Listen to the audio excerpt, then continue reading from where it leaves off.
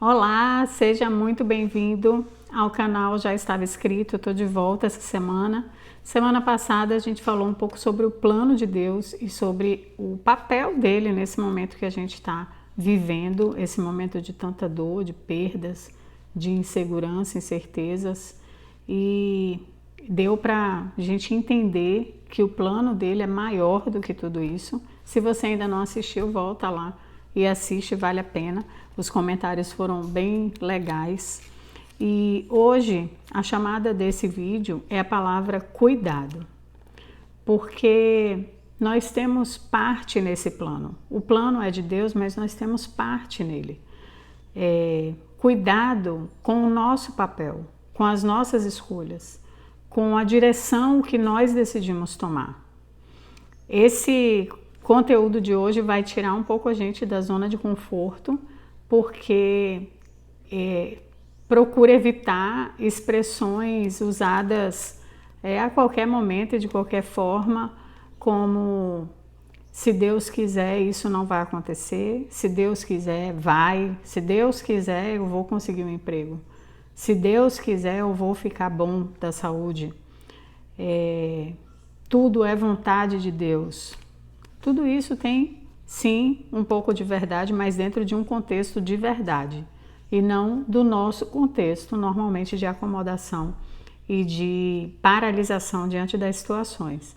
Nós temos o livre-arbítrio e nós podemos tomar a decisão de não seguir a Deus. Nós podemos tomar a decisão de não estar no caminho dele e nos planos dele. E, portanto, não podemos responsabilizá-lo por todas as coisas que nós vivemos, porque muitas delas são somente consequência do caminho que nós estamos seguindo. E é sobre isso que nós vamos falar hoje. Então, vamos lá. Eu separei aqui duas porções da Bíblia. A primeira está lá em Hebreus, capítulo 12, a partir do 14. Eu não vou ler, eu gosto nesses vídeos de instigar você a ler a palavra. Então vou vendo aqui alguns pedacinhos para você depois ir lá e conferir, e ler, e refletir e tirar suas próprias conclusões. Mas o que diz aqui essa passagem é o seguinte, ó. Procurem viver em paz com todos e busquem a santificação, sem a qual ninguém verá ao Senhor. Sem santificação, ninguém verá ao Senhor. E aí ele começa a conversar aqui e orientar, e ele usa a palavra cuidem, tomem cuidado, várias vezes.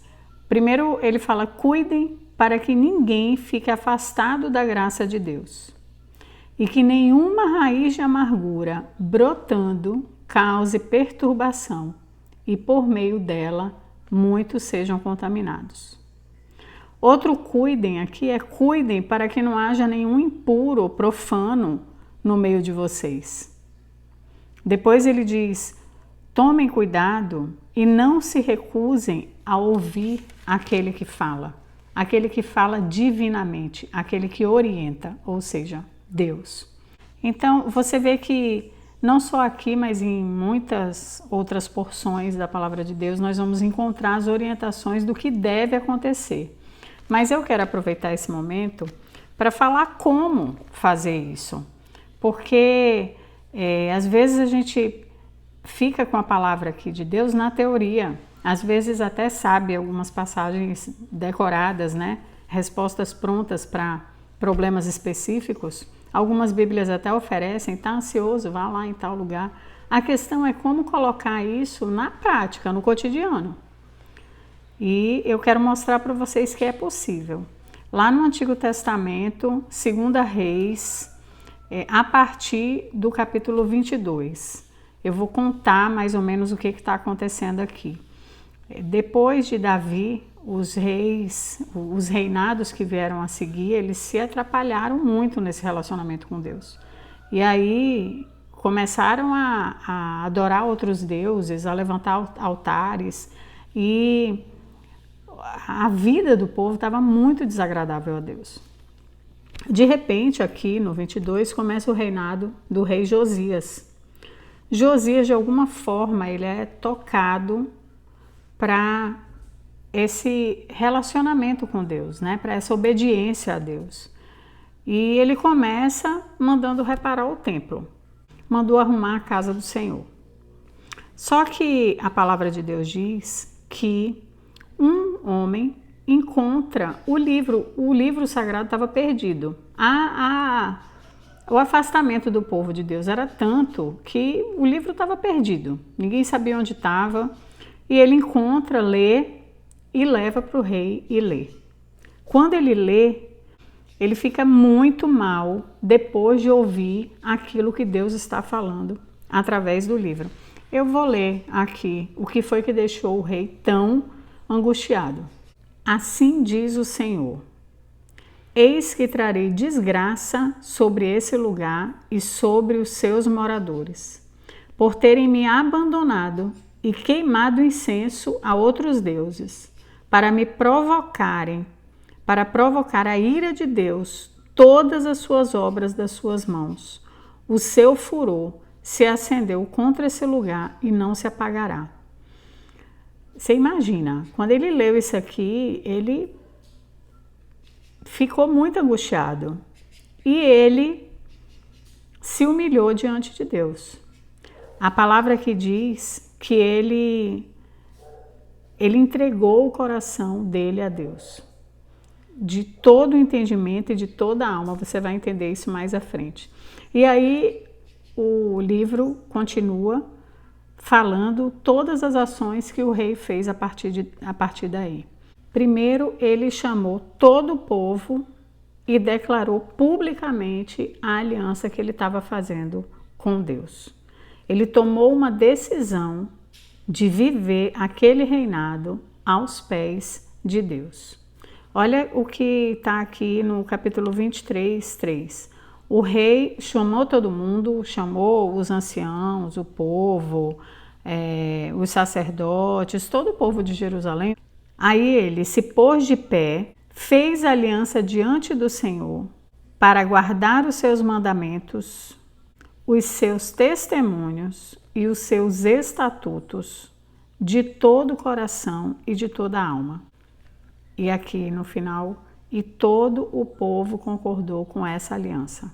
Ele tomou uma decisão, ele chamou as pessoas que estavam ali ao redor dele e ele chamou essas pessoas para viver aquilo junto com ele. E ele começa a fazer uma limpeza geral em tudo aquilo que o povo vivia, que o reinado dele vivia, né? E aí vem palavras assim, mandou que tirassem do templo, mandou que destruíssem as dependências, mandou queimar os carros. Então ele começa a fazer uma limpeza, tirou todos os santuários que haviam no alto das cidades, tudo que dava para ver de longe, ele destruiu completamente. Depois dele fazer toda essa limpeza, ele voltou para Jerusalém. Por fim, ele evangeliza. Ele cumpre o ID que Jesus nos convida a fazer lá no Novo Testamento, porque aí ele manda o povo celebrar, ele devolve os ritos sagrados para a rotina daquele povo, para a vivência, para o cotidiano deles. Aqui diz que eles nunca celebraram uma Páscoa como aquela. E lá, antes dele morrer, ele viveu, Deus não cumpriu aquilo que tinha dito durante o reinado dele, ele cumpriu depois, mas ele livrou Josias de viver todo aquele mal, aquela destruição. E aqui diz o seguinte: antes dele, de Josias, não houve rei que lhe fosse semelhante, que se convertesse ao Senhor de todo o coração, de toda a sua alma e com todas as suas forças, segundo toda a lei de Moisés. E depois dele, nunca se levantou outro igual. Essa passagem, depois você, por favor, lê capítulo 22, 23 e 24, tá? Esse resumo que eu fiz aí para vocês. E o que isso tem a ver com a gente? Como é que a gente pode usar essa informação a nosso favor? para viver tudo isso que Deus nos orienta, nos convida, para que nós estejamos inseridos de todo entendimento e de todo coração nesse relacionamento com Ele e, portanto, no plano que Ele tem para a nossa vida. Tem tudo a ver. Tem o passo a passo. Eu adoro passo a passo. Tem o passo a passo de como nós vamos começar a viver isso. Primeiro, tomando uma decisão. E eu quero dizer que eu não estou falando aqui para quem não conhece a palavra. Eu estou conversando hoje aqui com quem conhece a palavra de Deus, mas anda se desviando dela no seu cotidiano. Não está se desviando dela porque não está indo ao culto, não. Anda se desviando dela nas suas atitudes, nas suas palavras, no seu comportamento, como pai, como mãe, como irmão, como vizinho, como funcionário, como empresário. É para essas pessoas que eu estou falando. E para mim, claro. A primeira coisa é tomar a decisão de entregar o coração e o entendimento a Deus. Josias, ele só conseguiu fazer isso, apesar do capítulo começar dizendo que ele já estava inclinado. Ele já estava tocado de alguma forma, ele já tinha mandado reformar o templo, ele já estava começando ali algumas pequenas ações. Então isso acontece com a gente também. Às vezes a gente já está inclinado a uma mudança, inclinado, percebendo que algo não vai bem no nosso caráter, na nossa maneira de ser, de agir. A gente está inclinado, mas ele só mudou quando ele ouviu a palavra de Deus. Ele tomou a decisão quando ele ouviu a palavra. Aquilo foi tão impactante, porque ele percebeu que se as coisas continuassem como estavam, o destino era de destruição. E aí ele tomou uma decisão de fazer diferente. Eu vou entregar o meu coração, e ele tornou isso público. Ele contou para as pessoas. Isso é importante, porque às vezes a gente fica nessa intimidade com Deus dentro do nosso quarto, mas a gente não leva para fora essa transformação que Deus pode fazer. Deus tirou o povo ali de uma destruição total para viver uma abundância naquele período.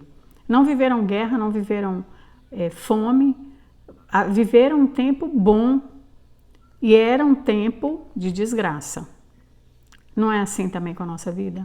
Às vezes a gente está vivendo um tempo prestes a acontecer uma desgraça, mas uma decisão de inclinar nossa mente e nosso coração para Deus pode mudar completamente o rumo dessa história. A segunda coisa que ele faz é uma limpeza, e é isso que nós precisamos fazer. Nós precisamos começar a tirar, a eliminar, a destruir, a cancelar, a afastar tudo que nos afasta de Deus. Queimar todos os altares, tudo aquilo que está no lugar de Deus, tomando o nosso tempo, a nossa atenção, a nossa direção, o nosso orgulho. Essa é uma narrativa, é uma história real. Ele destruía o templo, mas na nossa vida, que templos que nós temos que destruir? O que é que está nesse centro? O que é que está afastando de Deus? Isso precisa ser destruído, eliminado, cortado. Depois ele cumpre o ID. Precisamos ir ao povo, orientar, falar, ser exemplo para o povo, em amor, como a gente leu em Hebreus logo no início. E o quarto, devolver os ritos. Devolver os ritos para o seu lar, para a sua vida. O rito de oração, o rito dessa intimidade com Deus, o momento com Deus, o rito dos cultos, de estar presente no momento de adoração, de louvor, de oferta da vida, do tempo, dos pensamentos, de confissão. Que ritos são esses que nós abandonamos lá atrás, ou que talvez a gente nunca tenha vivido, mas que fazem uma diferença enorme nessa presença de Deus na nossa casa, no nosso lar e na nossa vida. Tá aí um alerta do que nós precisamos ter cuidado e um passo a passo do que precisa ser feito. Um beijo grande e até a semana que vem.